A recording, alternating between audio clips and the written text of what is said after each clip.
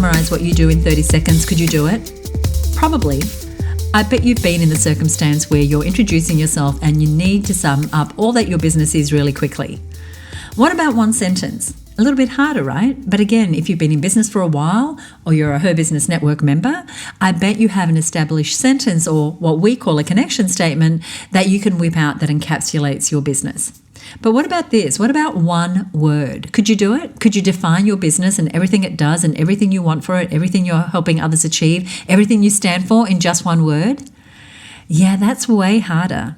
Now, this is an exercise that today's guest came up with when she was helping TEDx speakers get clear on their messaging. Her name is Erin Weed, and she helps people express themselves authentically. She started her business in 2012, and it's all about finding clarity about your why.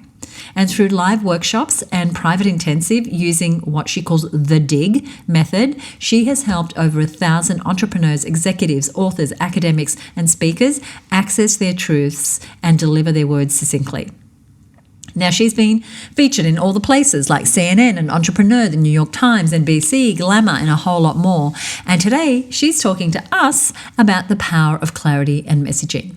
And today happens to be an extra special episode because not only are you going to hear me interviewing Erin, but you're going to hear my dear friend and co-host of the Content Sales Podcast, Michelle Falzone. Because this episode was originally recorded for the Content Sales Podcast, but it was so good that I wanted to share it here on the HerBusiness Podcast as well. So let's go to the interview. Hi, Erin. Welcome to the Content Sales Podcast. Oh, I'm so happy to be here. Thanks for having me.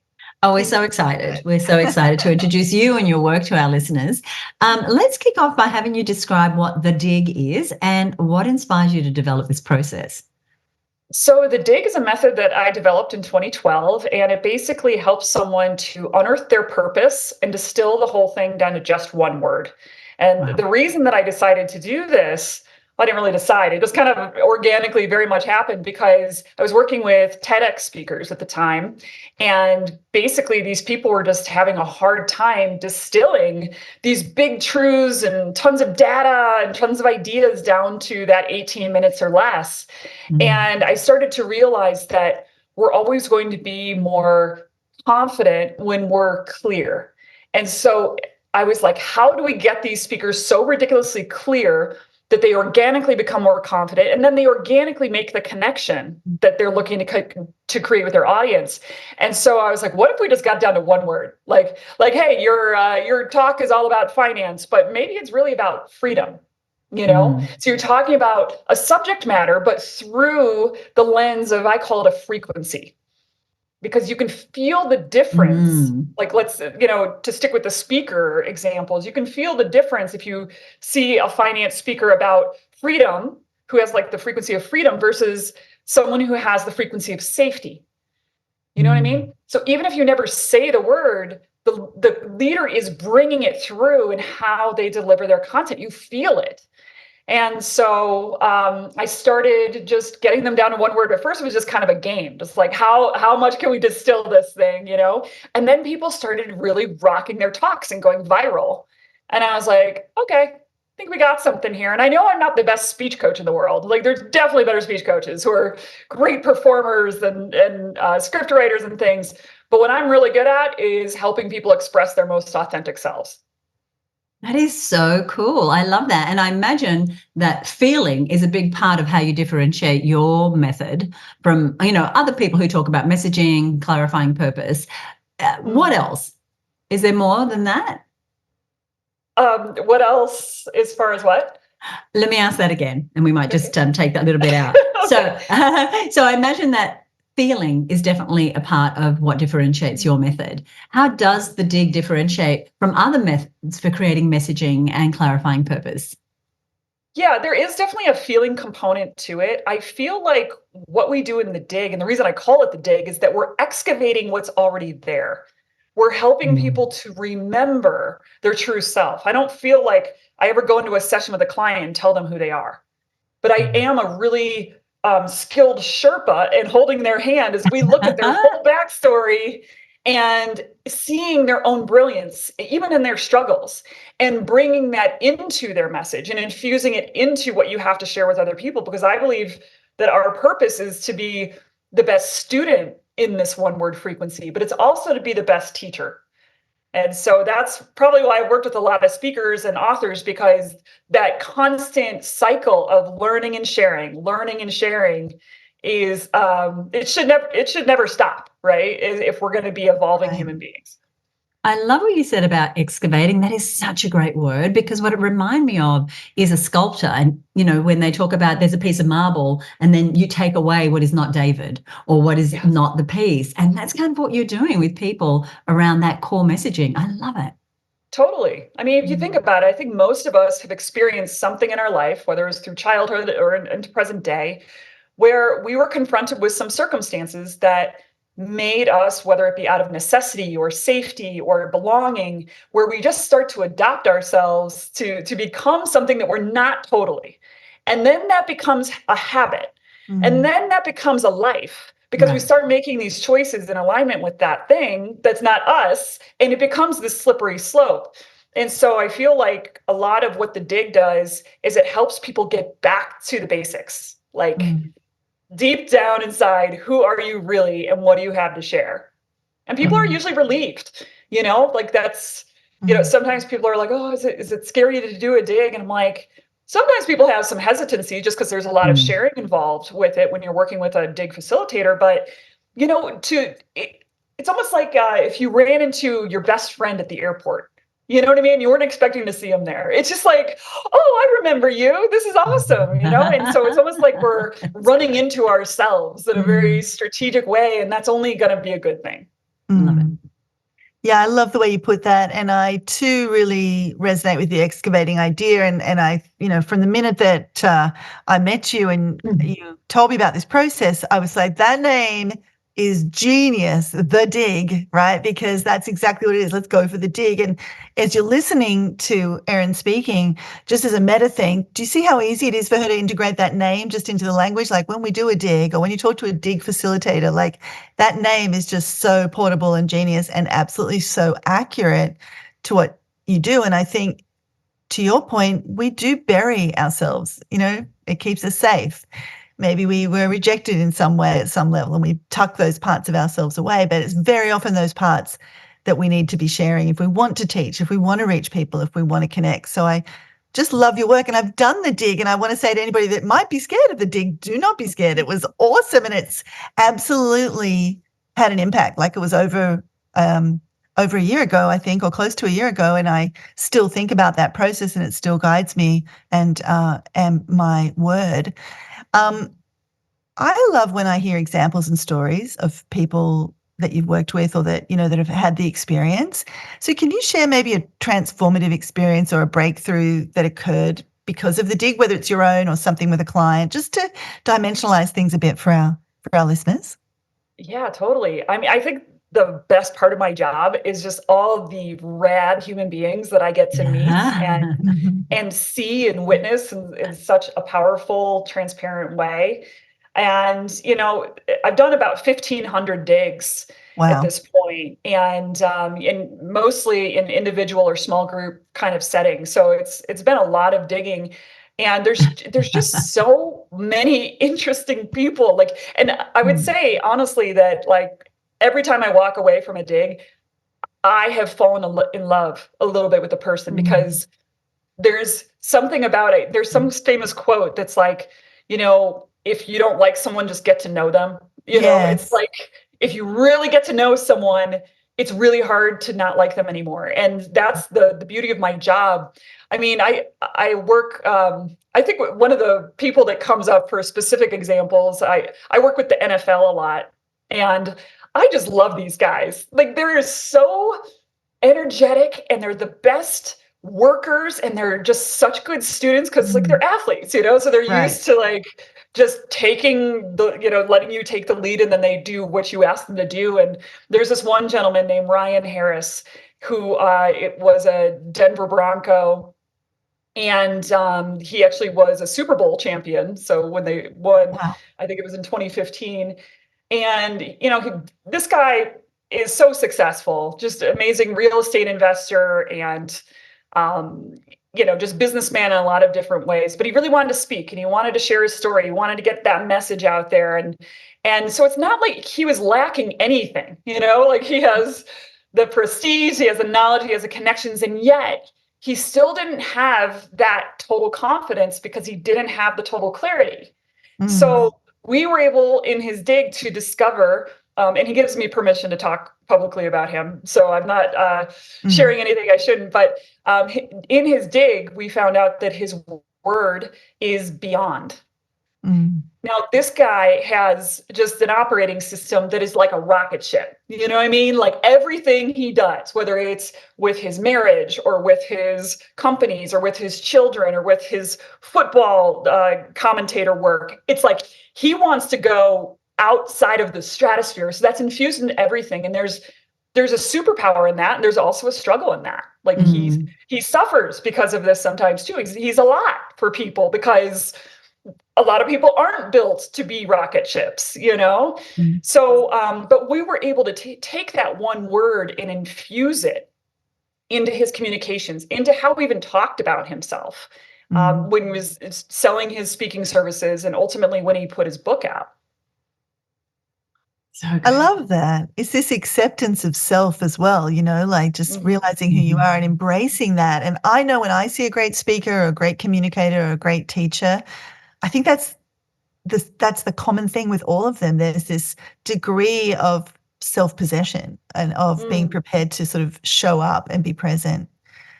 Yeah. So, Susie, I know you kind of were also really interested in that, like knowing and yeah. So there's someone I studied with almost 20 years ago, and one of their definitions of love was knowing. And the premise was that when we know something deeply, when we have knowledge about something, we have an affinity and a love for it. And that's kind of what you were saying, is like the moment I start to see who that person really is, part of me falls in love with them. And yet so many of us don't allow ourselves to be known.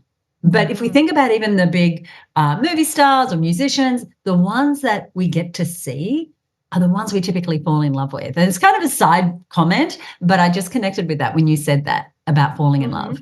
Yeah, I think authenticity has just incredible power. But I also feel like it's one of those words that has been really kind of twisted around into some weird marketing. It's almost like if people say they're authentic, they're probably not. They're totally not. Yeah, beware. Or, I mean, my TEDx talk that I gave a few years ago was all about the difference between transparency and authenticity. Which is something I love to talk about because I think sometimes people get it mixed up. They think, oh, for me to show up as who I really am, I have to like tell the whole thing, right? I have to let all the skeletons out of the closet. I'm a sacred vault for some incredible human beings, and like none of their secrets and trials is necessary, unless they really deem it to be necessary to share with the world. But like, it's about the nectar that's within these life experiences and what we extract from it and how we evolve through it. And so I don't believe we have to be full on transparent all the time, I agree. and especially on social media, you'll see that there's a lot of people who don't understand this. Yeah.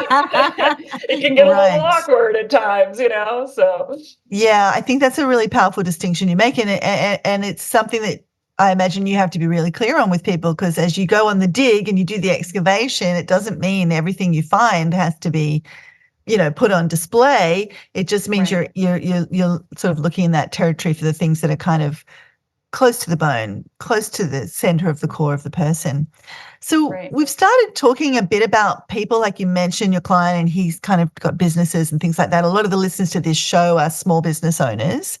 So how can undergoing a process like the dig, whether it's the dig itself or whether it's they're getting really clear on their sort of core purpose, their core messaging, their core frequency, which I love that phrase, how does a process like the dig empower a small business owner to create more authentic and impactful content, right? This show's content sells. We want to talk about content.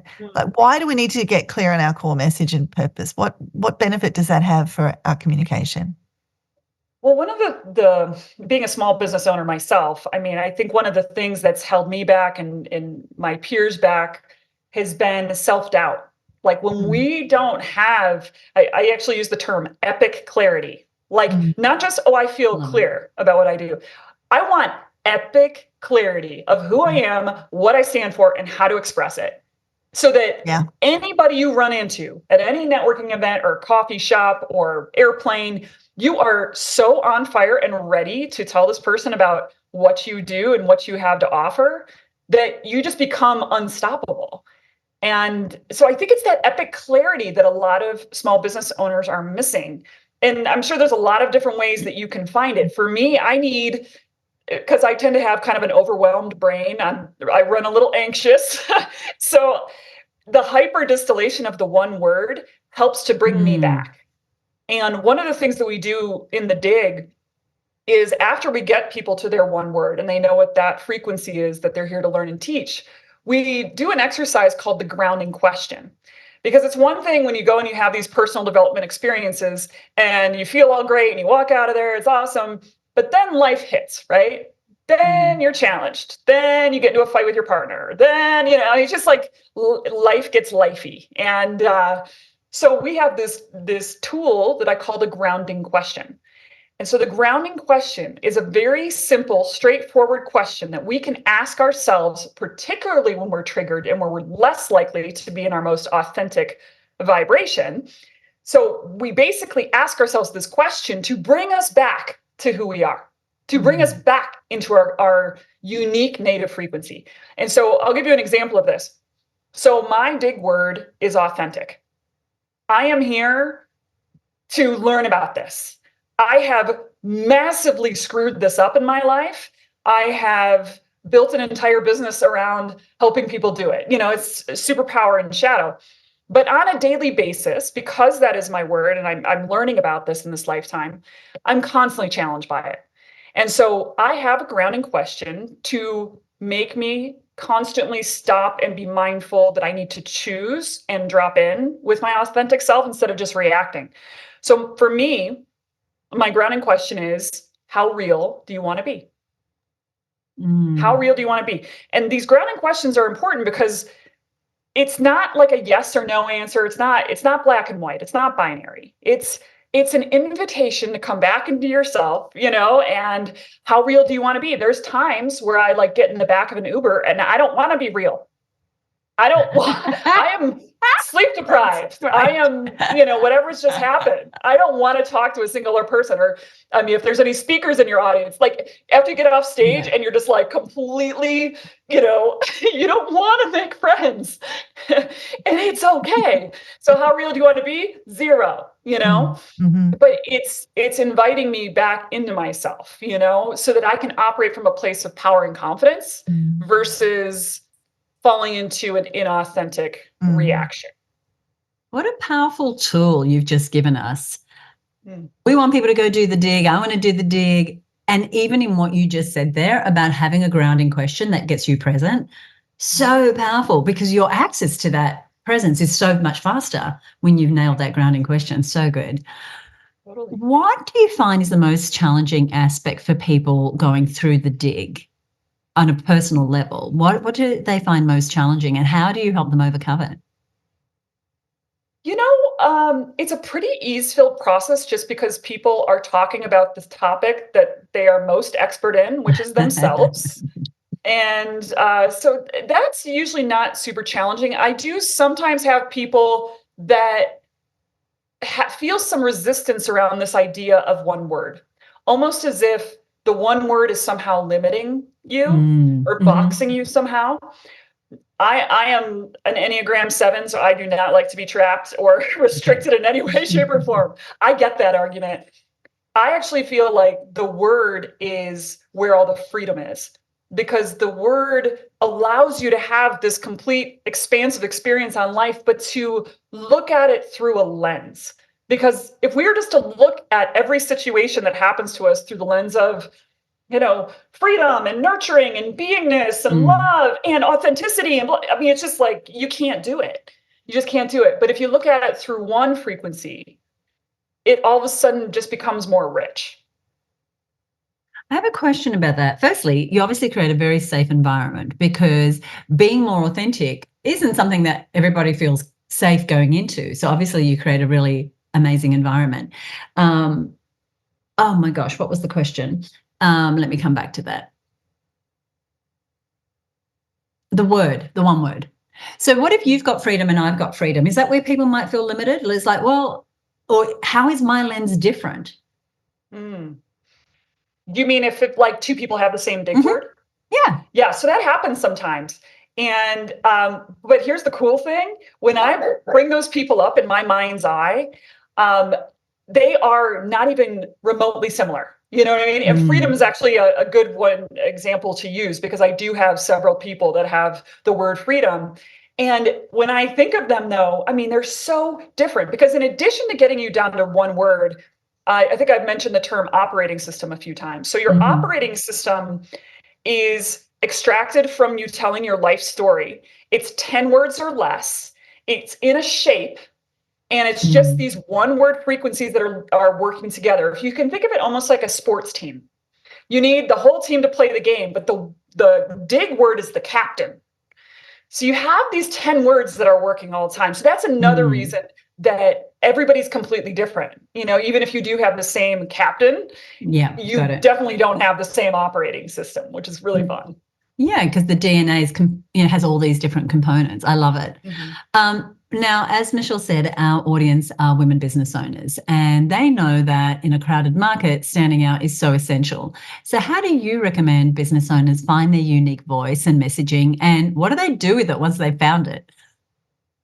Oh, yeah. I feel like voice and messaging is so ridiculously important for small business owners. I mean, first of all, I just believe that everybody is here to tell their story and to share something, and that all of us can leave an audience better than we found them with the right intention. And that should really be our only calling in it, is not to fix people or save people or cure people, but simply to share so that they can grab whatever nugget out of your story and your truth that's going to make them a better human being, or to provide more ease on their path.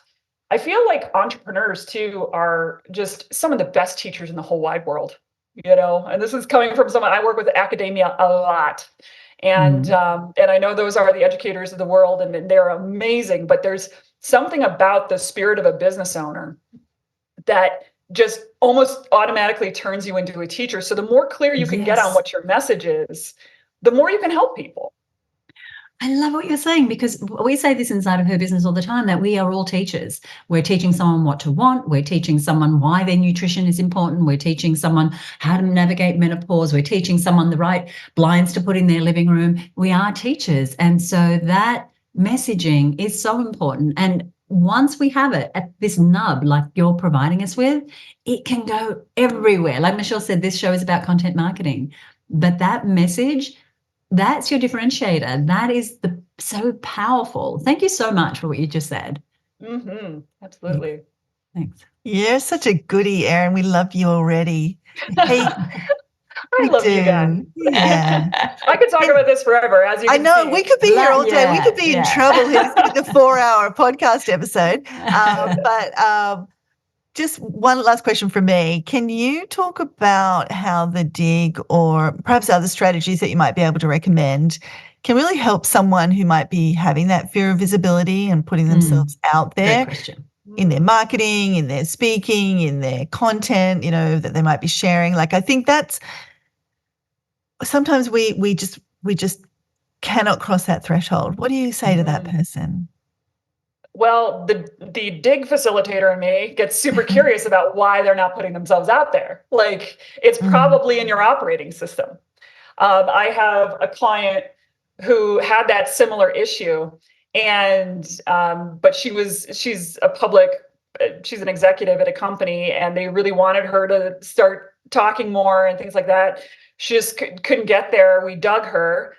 Her dig word is peace. We dug her. I love it. I love it. I'm telling you, this name, it just keeps bearing fruit. We keep listening to her speak. It's so fabulous. good. I have a very fluffy dog who's in the other room, and I just sort of picture him like you and your facilitators. Like, you can only hear me now. You can't see me, listeners, but I'm like doing the digging action.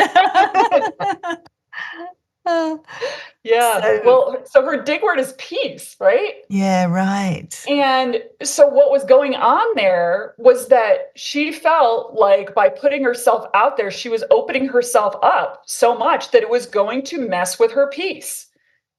And so what we had to do is not change her. Like I don't like when self-help changes people. Like people are amazing. Let's just get back to the version that's the most true because that's going to be the natural one to shine. So I was like, let's not change the fact that you have avoided these opportunities to speak out because you don't want to get stressed out. Let's honor you. But let's also shift the story. What if you sharing your vast amount of knowledge and expertise actually brought about more peace?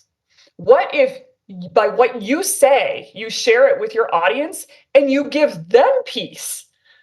Like, what if that's your offering? And so she started to see her message as a peace offering. Oh, what a great reframe. So good. That's so good. And then all of a sudden it felt good for her. Yeah. Because it's on purpose. Yeah. And so this is why, I mean, I know we talk a lot in the business world about you got to find your why and your purpose and all this stuff. And I think people even get annoyed at it sometimes because it's just, you hear it all the time. It's like, but that's why. Like if you are not connected to your purpose, it doesn't click with you, it doesn't make sense to you, it doesn't resonate, or it's too long, you are going to block yourself from bringing your most amazing, awesome version of yourself forward. Period. Speak it. Sing it, sister. Yeah. I love it. I love it. Yeah. I love that so much because I feel like the purpose of our work is to give women more visibility, but I do see them sort of shrinking back. I want to have a successful business, but don't make me dance on TikTok. It's like, you don't have to dance on TikTok, and that's that fight. It's like, I want this, but peace is so important to me, or my privacy, or I'm an introvert, and finding that way that the thing becomes your reason for that you just awesome. You bring up a great example there too of like that's an example of when we can really sink into our authentic expression. Okay, so I don't want to dance on TikTok, but what does feel really good for you? What's something so unique and interesting and cool? And one of the ways that we find that is through ease. What is the most ease-filled way for you to get what's in here out there? Go with that. Are you a speaker who writes? Like I work a lot with people who are thought leaders. So we talk about, are you a speaker who writes or are you a writer who speaks? And what that basically means is that whichever one comes first is where it originates. So a speaker who writes would be somebody who is going to most effortlessly and authentically create their content by going on a walk and talking into their phone. They need to speak it out. And then it gets turned into the written word later if that's necessary. I personally happen to be the flip of that. I'm actually a writer first. And most people, because I'm so affiliated with the TED world, think I'm just a more of a speaker, but I'm really not. I need to write something out first before I want to like really put it into the written or the spoken word. So it doesn't matter. I mean, maybe you're an artist and you need to draw it out before you can express it. So what a fun challenge for all of us to think about. First of all, be grateful that we have these incredible channels like social media networks to be able to share our authentic self, but then just to get curious about what sounds like fun. Because whatever sounds like fun and ease to you is going to be your most authentic way of expressing. I love it. I love it, love it, love it so much. Now, you have a gift for our listeners. I'm so excited for you to tell us a little about the free training that you're offering our Content Sales listeners. Yes, I'm really excited to give this to you all. So there is a fun little tool that I teach in my keynotes, and it's called Head, Heart, Core. And basically, this is a tool that helps you access your full truth about any subject matter. And it helps you access your full truth in a very short amount of time so you can express it to someone else. And so I call it Head, Heart, Core because we have 3 truths that are running at all times. We have a factual truth, what's just true, like my age and where I live and if I have kids, blah, blah, blah. That's factual truth. Then you have emotional truth. That's just what you're feeling. And no one can dispute that. It's your truth. And then you have core-based truth. That's in your gut here. And that's what you want. So when you put together what you think with what you feel with what you want, you will have the answers to who you really are and what you're trying to strive for in this life. And a lot of people just don't know that. Like if you ask them the question, if you have any executive coaches in your audience, like, You start off the question, well, what is it you really want? People are like, I have no idea. The walls But go, if you teach them head hardcore, like, okay, what's the factual, reality of this? Or another situation could be like, where you want to live. I work with a lot of people who are at that kind of empty nester age. And so a lot of transition. Well, where do you want to live? Okay. Like, what are the factual realities? What's the emotional reality? What do you want? And it just doesn't have to take a long time to get to your whole truth. And it doesn't have to be hard. I would really love, as a byproduct of my work, that people start to associate ease and authenticity. Love it. And so I'm going to give everyone the URL right now, but we'll also put it in our show notes. So you'll find this free training, and I believe it's a video and a worksheet. Is that right, Erin? That's correct, yeah. Yep. At Erin Weed, WEED.com/free training. So erinweed.com/free training. And once again, we'll give that to you again before we go today so that you have it. Erin, it's been fantastic. Is there anything you'd like to leave us with? The last thing I just want to leave you all with, because I know when we have these kinds of conversations around authenticity, it can be one of those things where we're just like, oh yeah, that'll be nice for someday.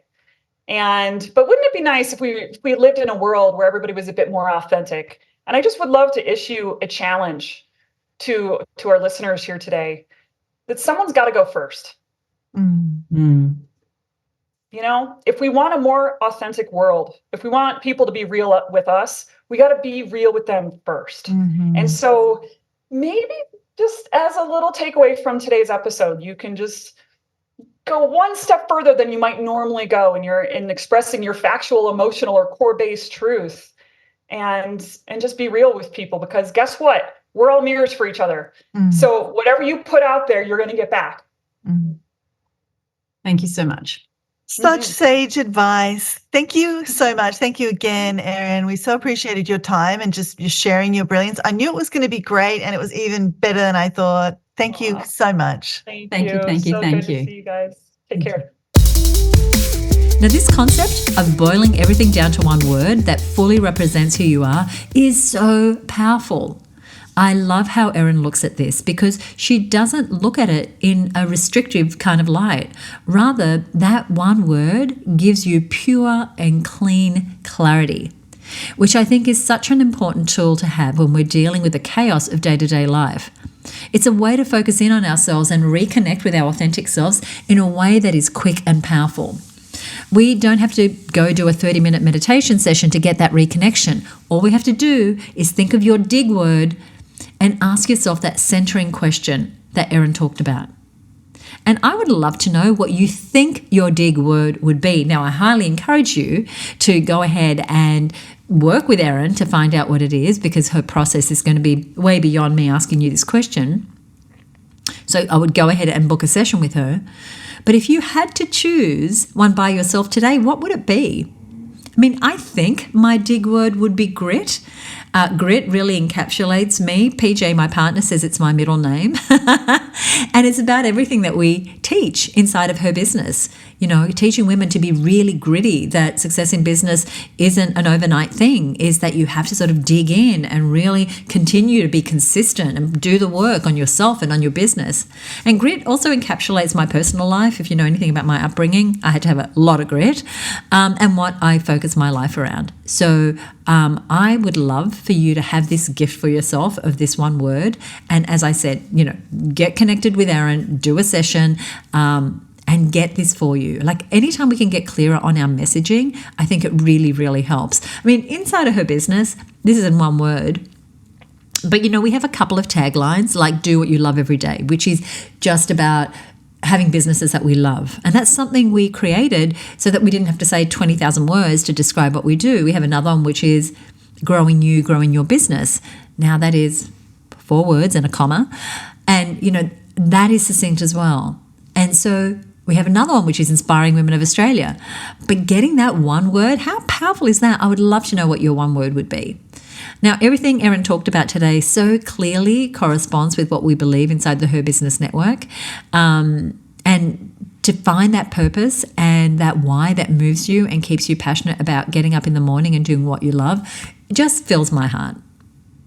I want to thank Erin for joining me and Michelle of the Content Sells podcast. I love that I've been able to share this gold with you.